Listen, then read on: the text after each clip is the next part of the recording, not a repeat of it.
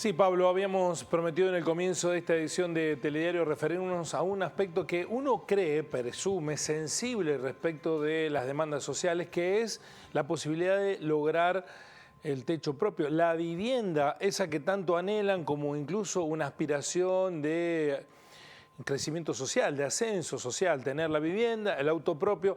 En otra época ese era un signo de los tiempos. En este escenario obviamente parece muy difícil instalarse en esa discusión.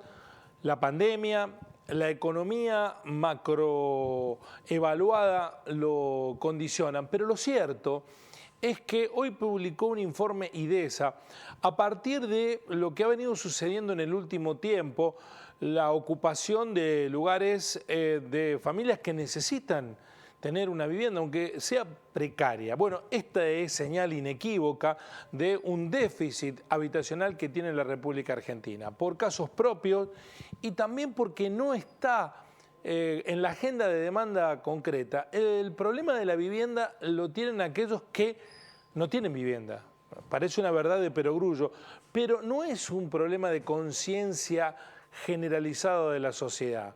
Lo decíamos en Río Cuarto, fue ejemplo en su momento, que para conseguir su reelección, Juan Jure en su momento prometió 2.500 viviendas construir. Después terminaron anotándose 700 personas, el plan municipal, que después tuvo muchísimos inconvenientes para su ejecución por problemas ajenos a la vocación de la municipalidad resolver. Una cuestión que el Estado provincial dejó de hacer y también el Estado nacional.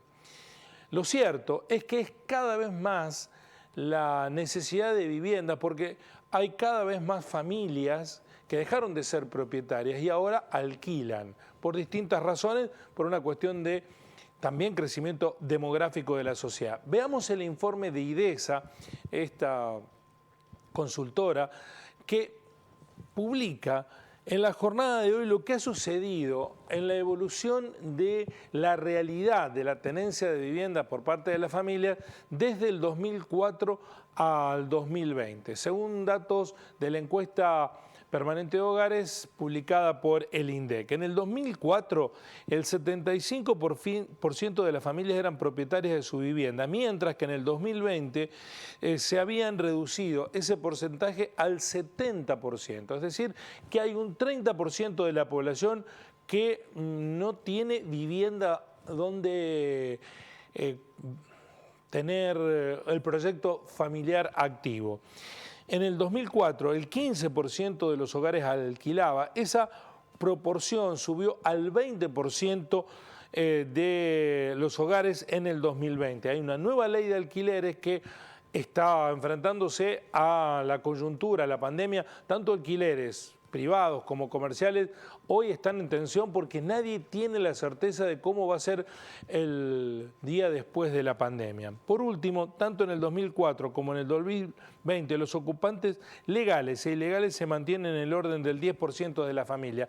Y aquí hay para destacar un dato, porque se instaló como una discusión pública la cuestión de las ocupaciones ilegales, que se han mantenido constante a lo largo de los últimos 15 años en la República Argentina. ¿Cuál es el problema de la vivienda en nuestro país? Combina varias cosas.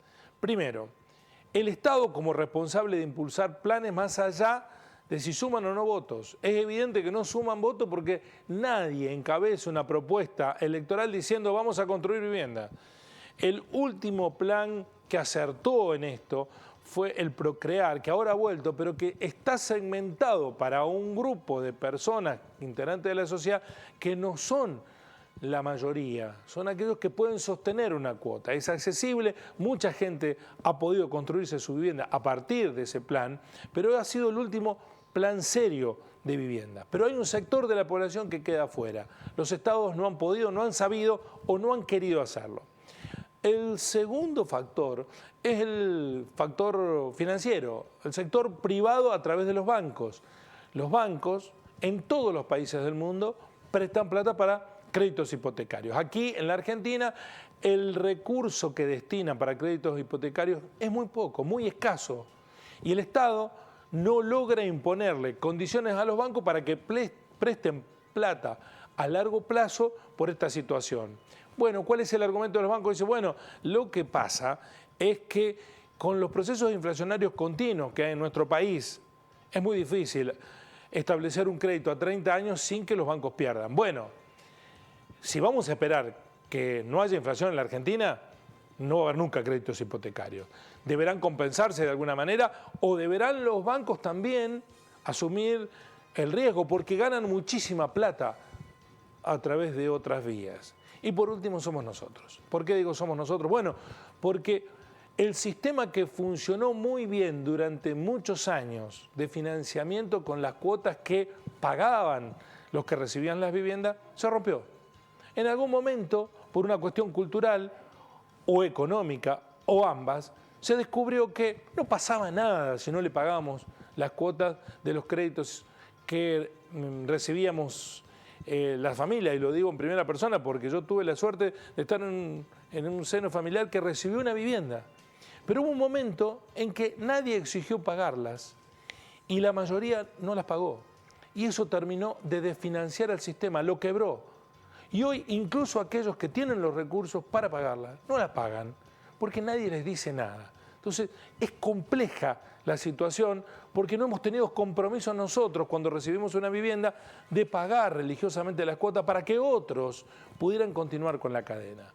El día que se alinee la voluntad de los estados, nacional y provincial, con el sector privado, los bancos y con nuestro compromiso, tal vez las viviendas dejen de ser un problema en la Argentina.